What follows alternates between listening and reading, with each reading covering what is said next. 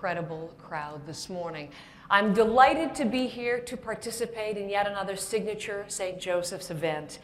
Let me congratulate, first of all, those incredible mental health award winners from whom we just heard. What a beginning to this morning. Thank you. To Michelle and the foundation team, to your chair, Peter Watmore, to all of your committee members and your sponsors, congratulations for creating an opportunity with this annual breakfast to shine a light on an issue which still does not receive its due in attention and funding, despite its prevalence and its pernicious impact. Dr. Kernahan referred to the story of Columbine. Well, I was one of the journalists who covered the story of Columbine, albeit from here at home. I just landed my first news anchor job in Montreal, and I well remember trying to make sense of the horrific images to our viewing audience. The scenes, sadly, have become familiar in the 18 years since, but Columbine was the first. 13 dead, 24 wounded.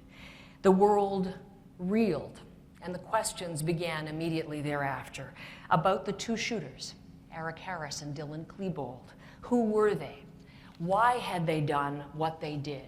What had happened in their childhoods, their homes, their families that led to their unspeakable acts? The answers returned incomplete because the boys' parents never spoke publicly. They lived with their secrets until last year, when Dylan Klebold's mother, Sue, wrote this book called A Mother's Reckoning. It is unremittingly poignant. It is unflinchingly honest. Her journey to understanding is engaging, and in particular for us this morning, instructive. Because at its core, this is the story of a mother who did not recognize what was happening in the mind, in the brain of her beloved son until it was too late. And a mother who now shares her story with others in hopes of preventing and helping them recognize a child in distress and of preventing other devastating outcomes. Would you please offer a warm welcome this morning to our guest, Sue Klebold.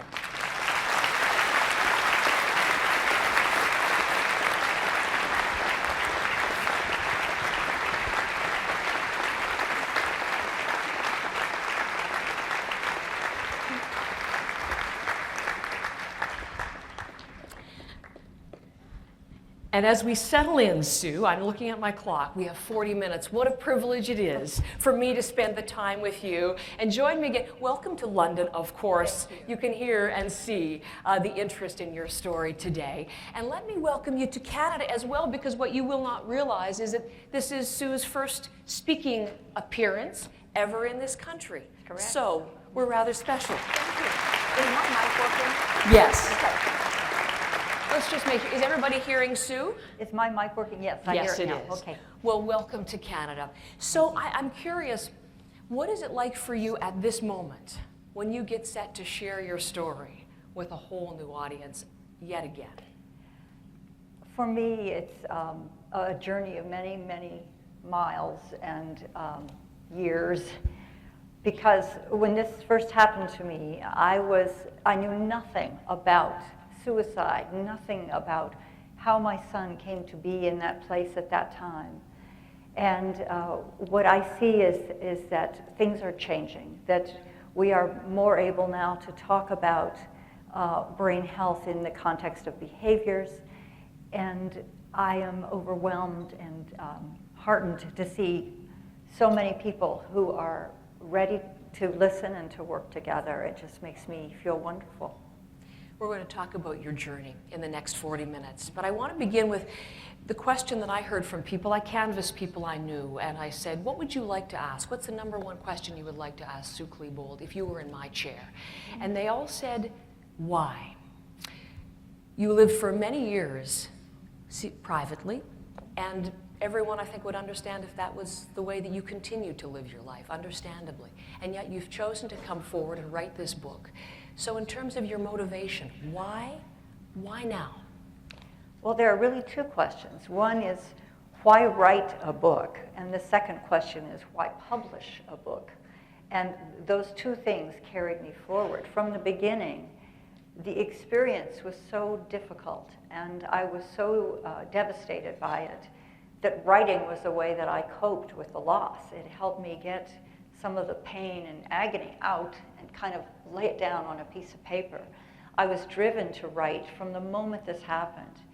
The harder decision came when I was trying to decide whether or not to publish, because the one thing I feared most was being a public person. I didn't want to be recognized. I didn't want anyone to know who I was, because I was afraid. I was afraid of their reactions. I was afraid of being judged.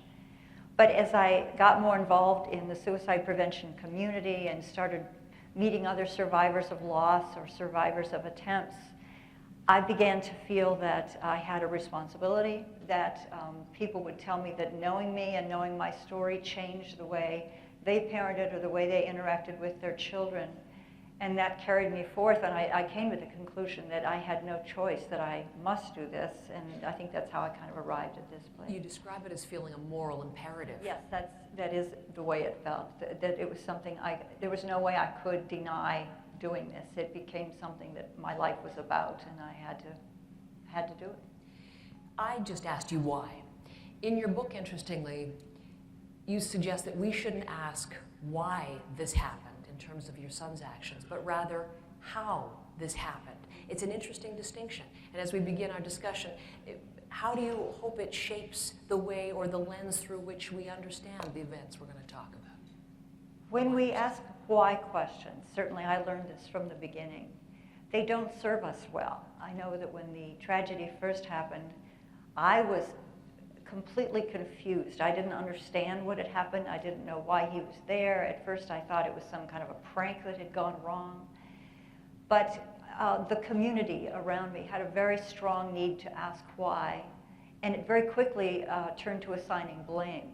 So it became a climate where everyone was angry with everyone else was suing everyone else. And it was all based on this why question, because they wanted to know, did this happen because of video games, because of bullying, because of school climate, because of the medication that Eric had been taking? Everybody was suing everybody else. And the why question, to me, did not get at any of the answers we needed to look at. As the years went by, that I could see that Dylan's condition from his writing was deteriorating over a period of years. And I didn't know this at the time, but in looking at his writings long after he died, I could see that he was writing about wanting to die and wanting to kill himself, wanting to get a gun. He wrote that he had been cutting himself when he was 15, and he died at the age of 17. I had no idea that this was going on under the surface.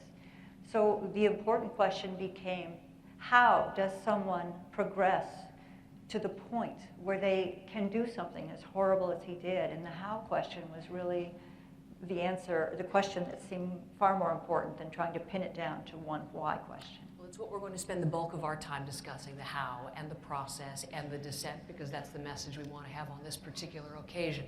So we'll move into that, but I'd like to begin this next series of questions as your book begins, and that is revisiting, to a certain extent, April 20th, 1999, which was the day, of course, of the shooting. Your day began very early in the morning, the last time you heard the voice of your son. Yes. Tell us that story. This is where I always take a deep breath, because it's hard for me to relive that. Let me give a little background leading to that day. Dylan was a graduating senior. He was 17 years old. He had entered school a year early because he was very bright and very tall, and they felt it was appropriate to begin his school year a year early. The year before his death, he had gotten into some trouble suddenly. He had been arrested with Eric for stealing something from a parked van they found on a country road. He had also gotten in trouble at school. He scratched a locker, and he and some friends figured out how to hack into the school computer system because they were the technicians at the school. Those things happened in a cluster in his junior year. He'd gotten in trouble. We had responded, trying to do what we thought was best, and he had been in something called a diversion program, which is a program that he had counseling and anger management classes and drug testing, and we believed that he was being well cared for. He was terminated from the program early because he and Eric had done such a great job. The counselor thought that they were exceptional. So from that time forward, he had said, I will prove to you that I don't need counseling, because I had asked him, I don't understand this behavior. Can you explain this to me? I'm worried. Do you think you need to see a counselor? And he said, no, I will prove to you that I don't need counseling. And he did. In the last year of his life, he proved to us. He went to school, he had a job after school, he was involved in school plays, he had a lot of friends, our phone rang constantly. In the days leading up to that morning, Dylan was a graduating senior. He had gone to a prom that weekend with his friends. There were 12 of them in a limousine, and they all dressed up and they went out for dinner. He had been accepted at 4 colleges, and certainly the university of his choice, which was the University of Arizona. He'd been accepted there. I thought things were going great. The weekend before Columbine, my husband said to me, have you noticed the pitch of Dylan's voice? It seems tight.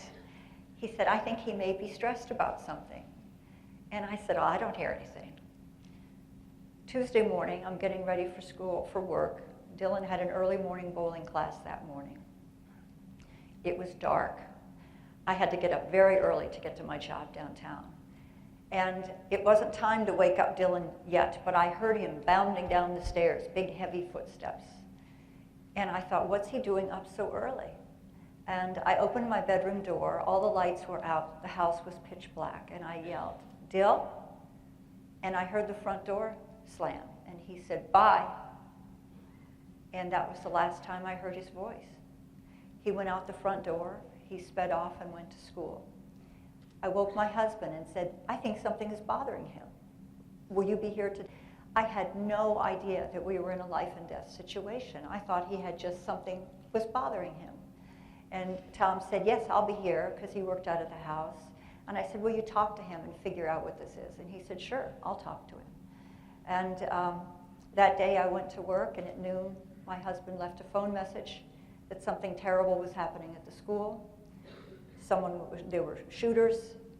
They believed Dylan might be involved because one of the shooters had a trench coat, and Dylan owned a trench coat. And that's when the hell began. I came home from school to learn, from work, to begin to learn what was happening that day. And that's when the hell began. Not just something happened, there's something happening for which your son was one of the people responsible. During the course of events of that afternoon, you write about saying a prayer at a certain moment. What did you pray for?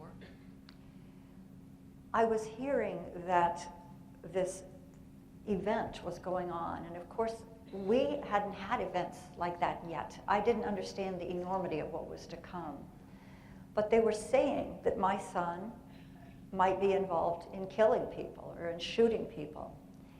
And of course, my first thought was, well, that's wrong. That couldn't be happening. Dylan wouldn't do that. That isn't who he is or anything that he would do. But when I heard that it was believed that he was killing people, my prayer was, I prayed that he would die. I thought, he can't do this. He's got to be stopped. I'm not there to stop him. Nobody is there to stop him. So I prayed that if that were true, that he would die. And then later that day, they told me that he was dead. But I didn't know what had happened or what the connection was. I just didn't want him to hurt anyone else. I also prayed that he would take his own life so that I would know that that would be his signal to me that he chose to die, that was his decision. And I had no idea then how hard it would be to be a suicide loss survivor, to know that someone I loved chose to die. And that was another piece that had to be worked through. And that began immediately thereafter. You were mourning a son, the circumstances in which he died, everything that happened around at that time. You write and wrote in a journal, in the immediate moments, there is no respite from the agony. In those immediate hours and days, what was it like to be you? It's very difficult to describe that experience, because if we think all of the negative emotions a human being can have, I mean, think through for a moment. Fear, anger, stress, great heartbreak, sorrow. I had all of those things on a scale of 1 to 10, they were all set at 10 at the same time. It was very conflicted because I didn't understand what had happened. I only knew that somehow my son, my promising kid who was going off to college and I thought was a happy human being, had supposedly done this.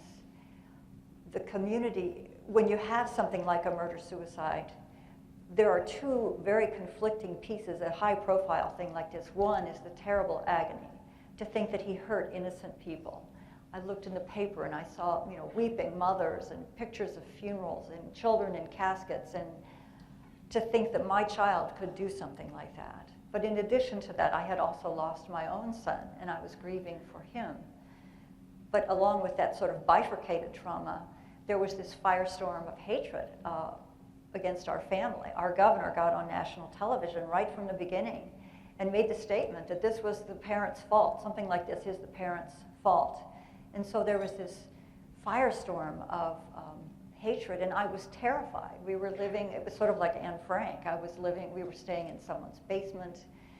I couldn't write a check. I was afraid that someone would learn who I was. I was in terror all the time. When I first went back to work, I remember my boss showing me the back staircases so that I'd know how to get out. So it was constant fear, heartbreak, exhaustion, confusion. I don't even have enough adjectives to describe that. And questioning. Yes. Because as you've said in your TED Talk, Sue gives an incredible TED Talk. You talk about trying to accept from the very outset, obviously, your son's legacy and the fact that he was a completely different person from the one you knew. And that's what's key for us this morning. You've given us a little bit of insight, but talk about Dylan, your son, as a child. First of all, you called him, he was the sunshine boy? He was. You were proud of him, you were grateful for him. Tell us about your little boy. Dylan was our second child. I had two boys, and Dylan was 3 years younger than my older son. And he was an amazing child. If you haven't ever had a child who really makes you feel like a good parent, because they seem to do everything right, so that was the way Dylan was as a child. He was, he had thick golden hair like a lion. He had blue eyes. He was precocious. He was very, very bright. I had been a teacher for my career, and I think one of the things that made me just tickled to death is how smart he was and how easily he learned. The things I remember about Dylan, my favorite things about him were just how easily he learned things. When he was 3 years old and still wearing diapers at night, he got a magnet set with numbers and, they had a little equal sign and a plus and a minus sign. He loved that thing, and he wanted to know what the plus sign meant and what the equal sign meant. And one time, I said to him, well, the plus sign means if there's a 2, you count out 2. And I gave him pinto beans on the floor, and I said, so it says 2 plus 3. So I said, here's 2 pinto beans. The plus sign puts this pile of 3 pinto beans. It means you put them together and you count them again. 2 plus 3 equals 5. And then he was off doing equations. He never asked me again. I mean, that was how quickly he learned. Addition, subtraction was the same thing. He taught, I don't know how he learned how to read. I was a reading specialist. I don't remember teaching him anything, but at the age of 4, he could read Charlotte's Web and Stuart Little silently to himself on the couch. He was a remarkable child. Whatever he did well. He was happy. And your family life was happy. We thought it was. Well, this is a striking line from your book. The ordinariness of our lives before Columbine will be perhaps the hardest thing for people to understand about my story. So, yes. In the home, what was family life like? Well, it was, if you imagine with 2 boys, there was a lot of noise and broken things. And we had moved to the country when Dylan was in 3rd grade. And ninjas and, knocked over things, and in the summers making, plastic models of World War II tanks and soldiers, and a great big pile of dirt in the basement where they made this giant battlefield. I mean, they had mini bikes, they rode through the hills. It just, one of the things that struck me when this shooting was happening was, how could this happen to us? how could it be? I tried to be a good mom. I tried to give Dylan what was as close to an ideal childhood as I was able to provide. And I remember thinking, I don't understand this at all. But even before I knew he had died, I knew that if this is really happening and Dylan is really hurting people, I have to teach something. I have to learn something first, and then I have to be able to teach something, because this is totally beyond anything would ever understand. It sounds like there was lots of love, lots of sharing, no guns, anti-gun. No, that was another funny thing. And of course, the United States, everybody has guns. I live out in the country. All of our neighbors have guns. We didn't have guns. We were the rare ones in our neighborhoods, and I didn't want my kids to play with guns. And that was one of the reasons when people say, how could you not know? How could you? I'd never even thought to look for a gun in my house. Would you? Would you think that there would be a gun in your house if you'd never had one? It never occurred to me to even look for such a thing. And yet, adolescent years come, changes come, as they do for most teens. But that sunshine boy, his personality began to change somewhat. So talk about some of the things that, as you look back, you now can point to. I noticed a change in behavior when Dylan was in about 6th grade. That's when he was transitioning to our junior high school, what we call junior high. And he became a lot more self-conscious. He became a lot more serious. He wanted to be invisible. He didn't want any attention called to himself. But of course, a lot of that is normal behavior for a young teen. They're going through that. I remember dropping him off at junior high one day. I guess I was picking him up, and I yelled out the car window, Dylan. And he got in the car. It was like, don't say my name in front of my friends, this kind of thing. So in that respect, it appeared to be a normal teen experience. But there were some times that he would come home. I remember one time in particular in about 8th grade where he was upset about something and he didn't want to talk about it. And he went to his room and he closed the door. And I was concerned, and I came up to bring him some chocolate milk, and he was asleep. And I could see that, he was crying. He'd been crying. And when I asked him the next day what it was, he just said, some kids were mean to me. But other than that, I could see that there were changes going on, but I didn't see the magnitude of where he was going. I think the biggest change that I saw was in 11th grade when he got into trouble. He had never been in trouble before. To my way of thinking, Dylan was kind of a perfectionist. He was one of these kids that did everything right. He was very self-monitoring.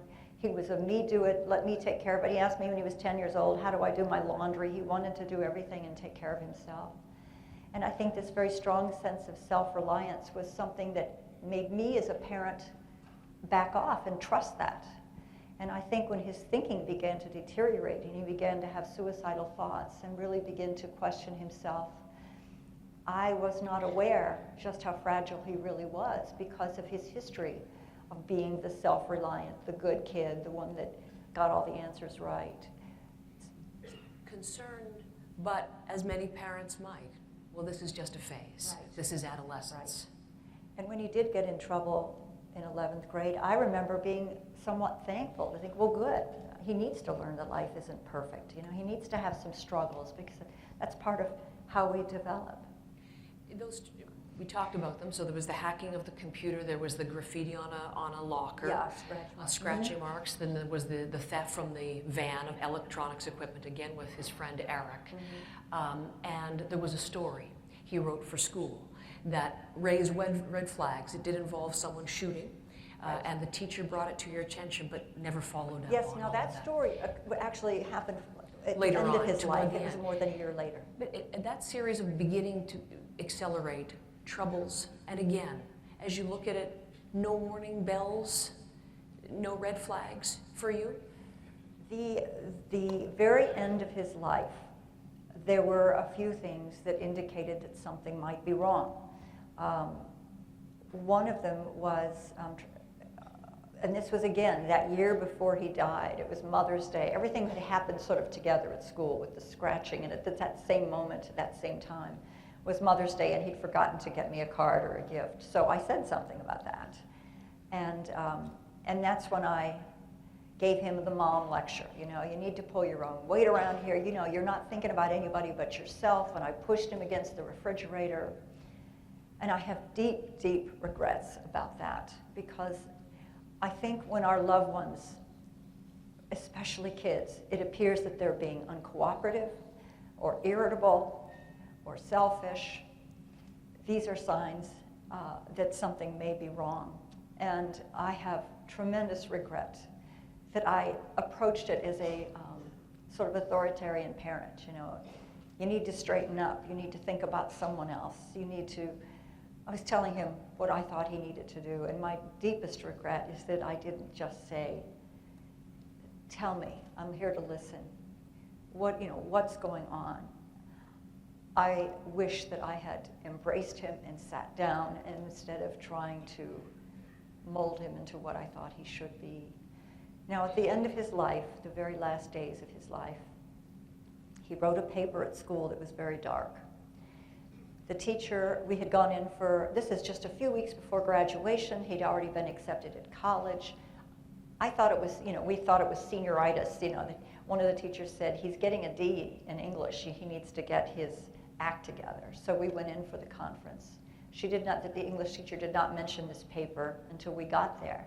And she said, Dylan has written a dark paper and used some bad language. And she said, I don't know what to make of that. And we talked about it. She didn't show me the paper. I didn't see it. I didn't see it till many months after he died. And there's real irony here, because she said, it's such a dark paper. She said, now Eric, this other shooter, now Eric wrote a paper in that class, and it was so cute. He wrote the story from the perspective of a bullet that was being shot. And it was written with humor. And she said it was just very entertaining, and he read it to the class. But Dylan's paper was so dark. Red flags, nobody caught it, nobody saw it. That Eric had written this story about a bullet being shot from the point of view of the bullet. Dylan had written this story, as it turns out, about witnessing a murder. And my husband said, is this something we need to be concerned about? And she said, well, I don't know. And I said, well, I'm thinking, I'm an artist and I believe in writing to help us. And I'm thinking, well, isn't it good that he's expressing some of these feelings in writing? And she said, yeah, but it's not appropriate for school. And she said, I know what, let's show it to the school counselor and see what he thinks. And I said, good idea. Then they'll call us, you'll tell us if there's something we should be concerned about, excuse me. And so she told the school counselor. The school counselor, knowing Dylan, knowing him as a nice, likable kid, looked at the paper, and he looked at Dylan, and he talked to Dylan, and he said, Dylan, what's with this? He said, you're not allowed to write bad words in the school paper. And Dylan said, I know. And he said, well, don't do it again, okay? And Dylan said, okay. Flash forward, almost 18 years later, that alone would have qualified Dylan for some kind of a threat assessment now. A kid who had written a paper like that, and I'm thinking another teacher reported that he was sleeping in class. If you put some of these things together, we might have some symptoms of depression here. Someone could have investigated that. And I believe that if his suicide had been remediated, he certainly would not have been involved in the event at all, because I believe that he was motivated to be there because he wanted to end his life. We have the benefit of that hindsight now, the 18 years to look back. But again, one of the things in the book that you reveal is of all the letters and the messages that people sent you, strangers, one came that you remember, big black marker writing, how could you not know? Yes. And so as I listen to the signs that add up perhaps now as we sit here, Right. You truly did not know, or No. were not able to put the picture together. No. And I think the one assurance everyone should have about that is, if I had known that my son was in any kind of danger, I would have done something about it. I wouldn't have allowed him to do anything that I thought would be harmful to himself. In the last, on the day of the shootings, when this happened, And I was driving home in a panic, trying to think about what could be happening. What I was thinking of was, Dylan's involved in some kind of a prank at school. He's going to be in trouble. He's been on diversion, and they told him that if he did anything like put shaving cream on a banister, he would have a felony on his record. I wasn't even thinking about what was really happening. In my mind, it was Dylan's done something stupid. He's involved in a prank, some theater that might have gone wrong, because he was in a video class, he did plays at school. I thought that there was some kind of an event going on because they were screwing around. I didn't think it was anything that was as real as it was. And it really, it's clear in the book that it really didn't become true to you until the police, months after the fact, gave you these, not Yes. really journals, but pages, Papers, when I could notebooks, and when you could see his state of mind. And as you were reading that, and as you're reading things like, I hate my life and want to die, that he wants a gun, that he's cutting himself, that he's in agony. Yes. What was that moment? I felt that I had been hit with a hatchet through the heart. I think of those old Halloween costumes, you know, where you have this plastic hatchet and you're bleeding, and I just felt that I was walking around with an axe in my body, that when I thought of the suffering he had been experiencing for so long, and I didn't have the right words, I didn't know how to express any way to help him. He was told that he was loved every day. I mean, I hugged this kid, I told him I loved him, I told him I was proud of him. And it always upset me when people say, you know, this wouldn't have happened if only you told Dylan that you loved him. And I've had people say that to me, and I said, I did tell Dylan that I loved him. I told him that every day. But what I didn't do was somehow allow him to speak to me in a way that made him feel safe and would not make him feel that, that I wouldn't hear it. I think as parents, what we try to do so often is when our kids talk to us, we try to fix it. I would go to my mom when I was a kid, you know, oh, I'm so ugly, nobody likes me. She would probably say, well, I think you're pretty. I love you, and pretty is as pretty does. She would try to fix it. She would try to deny the feeling and say, you don't really feel like that because I love you and things are going to be fine. And I realized my big regret is that I did not shut up and listen. I tried to fill the spaces when we talked and tried to help him. And I think as parents, sometimes our role, it's not so much to help our children feel better. It's to help them feel, to help them get in touch with what they feel. And if they are able to tell us what they feel, shut up and listen. Give them a chance to get in touch with those feelings. And don't freak out, because what we're going to hear may be very difficult to hear. And they may be in a life and death crisis, and we have to be prepared to be calm enough and to listen and to try to keep eliciting and to keep them talking. And that is my biggest regret, that I didn't know how to do that. I did not know that it needed to be done. And that's because there why, was time. Yes. To your descent, Yes. where there could have been help. One of your messages is love is not enough. Yes. I think we heard that in Riley's comments as well, her beloved sister. Yes. And then that is something to keep in mind. So as you write about having not knowing how to help, missing these subtle psychological changes, not understanding them, and not realizing what you call the drastic and lethal underestimation of the depth of his pain, the severity of his pain. You're his mom. You love him more than anyone. You know him probably better than anyone. I'm thinking of all the parents here. And yet that's happened. That's a terrifying thing to parents, that they may not know their children. And it is a terrifying thing, and that's why I do what I do. Because I was someone who believed, number one, that someone I loved would never die by suicide. In fact, if I'd go to a school function or some kind of an event and there'd be a little table on suicide prevention, I would always walk right past it, because that didn't apply to me. I knew how to be a good mom. I knew how to communicate with my kids. They could tell me anything, I believed. And my self-assessment was so wrong. And so that's why I share this story, is to have us all question what we believe about our relationships and our loved ones. Because people who are in pain, people who are struggling with thoughts that are deteriorating and toxic, they hide that. They don't want anyone to know that. They're ashamed of those feelings. It's not something that they want people to know, and they're not likely to speak to us about them for whatever fears they may have of our reaction, of our interventions. If they're adults, they may lose their jobs. Who knows what the consequences may be? But this is our challenge now as a mental health community, to provide ways for us to communicate and to listen and to accept and to help and to guide to resources and to provide hope that this is a period of time in which these feelings are toxic and they are lethal, and you may feel that you want to die right now. But a lot of people go through these things and we'll help you get through that. I didn't have those words or those thoughts because I hadn't walked this journey yet. So as you speak in this community, the St. Joseph's community, which you can hear is putting such an emphasis on suicide prevention, zero suicide,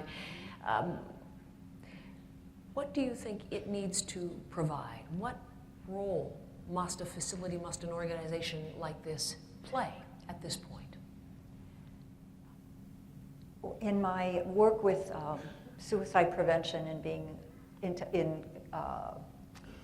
a member of the suicide loss community, what I have found is that there are two sort of scenarios that those of us who have lost loved ones to suicide belong to. Part of us know that our loved one is ill and suffering, and maybe we spent years with them in and out of treatment trying to get them help, and eventually sometimes it isn't enough and they die. The other half of that community, like myself, had no idea that their loved one was suffering. They had no idea that there was something they could have done. If we use that as a guide, that sort of tells us where we need to go, I think. One is, I believe that every one of us should be educated. You know, mental health first aid is a given. We should all have some kind of mental health first aid training and classes. But the gatekeepers, the people who are in contact with our loved ones, also need to have that. We as a family, as friends, siblings, parents, children, we have to feel comfortable talking to someone when they are in crisis. Most of us don't know how to do that. We don't even know where to begin. We don't even want to say the word suicide because we're afraid that just saying it might make someone do it. But research is telling us that it's an important question we need to be asking. Are you feeling suicidal? Do you sometimes feel like you just wish you were dead? Tell me about that. The other side of this is all the systems that we interact with in our lives have to be changed so that we become better equipped to handle people who are in crisis. And certainly in Dylan's life, the school system, right off the bat, there were warning signs right and left in the school system. They didn't have anything in place, not even the school counselor understood the level of danger that he was in and ultimately the danger that he created within the school. He saw his family physician just several weeks before he died for a sore throat. He was in the office with a lethal condition from which he would die within 2 months. But there was nothing in place in the healthcare system to do any kind of questioning of him or assessment of him. The criminal justice system was another place he was involved with.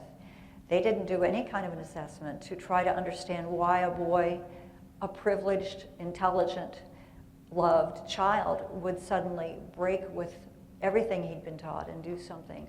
The criminal justice system was very largely responsible for separating us from Dylan.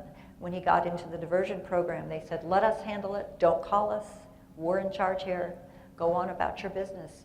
And now they're seeing that it's very important to bring families and kids together when they get in trouble with the law. The opposite happened for Dylan. It just goes on and on. No simple answers. Yes, no simple answers. No simple answers, and it's clear with tragic consequences. 18 years of this quest for understanding that you have been on. And do you now understand not only the fact that he wanted to take his own life, but that he was willing to take so many others with him? I don't know how to answer if I understand it, if I accept it. It's still very hard for me to accept. I think of it all the time. I can be anywhere and I'll be in a grocery store and I'll see families with children and I just recoil because I think, you know, Dylan took that away from someone. He took a loving child away from his parents. They also killed a teacher. I have more understanding of it now, and my understanding has come, in Dylan's case, certainly not so much with Eric's, because I believe Eric's pathology was different from Dylan's. But murder-suicide is a subset of suicide, and I believe that certainly feelings of victimization very quickly can lead to violence, and I think Dylan perceived that he was a victimized person at the school. I think that was his perception. We could argue whether or not it was justified. I believe he experienced bullying and rough treatment, but that was a pretty toxic school, and a lot of people were treated badly there. It's very hard for me to say, yes, I can understand this, because I don't want it to seem that, yeah, I can justify this. I can say, well, yes, it's understandable that this happened. It's not understandable. But what I do feel is that Dylan was not in his right mind when he did this. I have two quick questions. Okay. I could talk to you for much longer, and I think that this crowd would be riveted by your story if we were to continue, but there's a very important panel discussion that we're going to get underway as well. Your book is called A Mother's Reckoning, which I think is a really interesting word, but it's also a mother's tribute to the son she lost. What are your feelings toward Dylan today? I still adore him with all of my heart. I talk to him, I dream about him. Sometimes I cry when I wake up, because in a dream I'll be holding him or talking to him. And it's a very hard reality, a harsh reality. When I wake up, even 18 years later, and he has been yanked away from me because I've come back into the conscious world. He is beloved, and every time I speak or everything I do, I tell him that it's for him. The book is something that's helping in many ways. The proceeds from Sue's book are for suicide prevention organizations and suicide research. All of the money is raised. So that is a very tangible help from your story. But as I give you the last word for your message, you've given us a call to action, both as an organization and I think to parents too. But from your lessons and your life, what is a message that you'd like to send us home with today? I think I will repeat what you said before, and that is, love is not enough. We cannot love away someone's mental deterioration. It takes more than love. It takes the right resources. It takes knowing, skills, how to talk, knowing where to go for help when you need help, helping us all do a better job of understanding what's going on with this big pot of people that have psychological distress. They don't quite fit into the slot yet, but they need help. And they need more than love. And we need to all work hard to try to find ways to help them. This is the book, A Mother's Reckoning, Living in the Aftermath of Tragedy, mine well thumbed and well marked. If you haven't read it, I would encourage you to do so. Sue Klebold, your courage, your candor, your grace, your dignity, thank you very, very much. Thank you.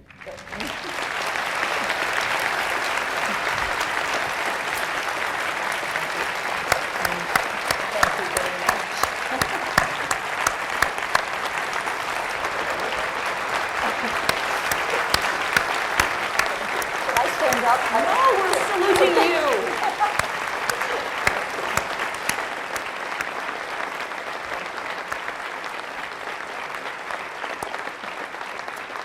Well, as you reflect on Sue's message,